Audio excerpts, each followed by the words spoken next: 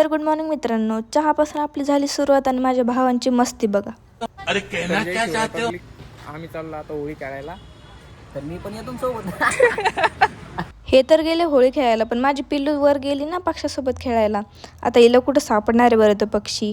तर हे बघा आमच्या चपला बुटाची हालत किती मस्त झाली आहे. मग काय, पाणी आलं होतं तर मी बी संधी साधून घेतली आणि मस्त माझ्या भावाला हाताखाली घेऊन हे सगळं साफ करून घेतलं. मग मी खूप थकले होते म्हणून केली पिल्लूची मालिश.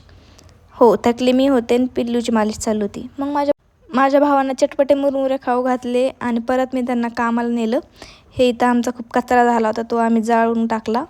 आणि मग घरात येऊन माझी पिल्लू बघितलं तर इतकं शांत झोपली होती. दूध पिऊन आयतं वेळचं दूध भेटते म्हणून मॅडम असं पिऊन आळस देत आहे बघायची. नखरे लय नखरे करते पिल्लू. मग माझे भाऊ म्हणले की बस तुला झोका देतो, पण त्यांना काय मी उचला ना. हाय मी 35 किलोची, पण तरी त्यांना मला उचलता आलं नाही. मग आम्ही गेलो होतो डेअरीमध्ये, तर पिल्लूची नखरे बघा. तर आम्ही आलो घरी आणि घरी आल्यावर मम्मी बोलली की तू स्वयंपाक कर. त्यात पिल्लू आणि मम्मी अशा घड्या घालून ठेवत होत्या.